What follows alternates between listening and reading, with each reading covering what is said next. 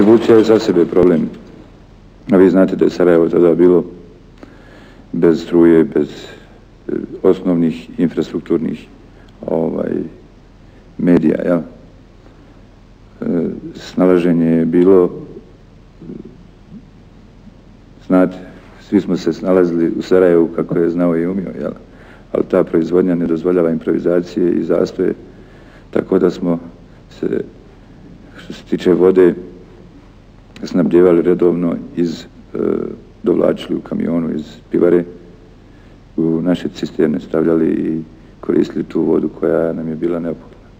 S druge strane, održavanje higijene u prostorima je održavano alkoholom kojeg smo isto tako dobili zahvaljujući IRC-u, jer kape alkohola nije bilo ni u bolnicama, a kamoli za tako jednu veliku potrošnju alkohola u održavanju čistoće opreme i prostora, znate. Što se tiče električne energije, imali smo tu pomoć od Ministarstva za energetiku i industriju tadašnje, koji je dijelio ove donirane, od holandske vlade donirane gasne agregate, jer tad je u Sarajevu bilo gasa, pa smo imali redovnu električnu energiju proizvedenu na bazi gasa. U slučaju nestanka gasa imali smo neku rezervu, minimalnu rezervu nafte koju smo plaćali na crnom tržištu, normalno zna se kako je bilo, jel?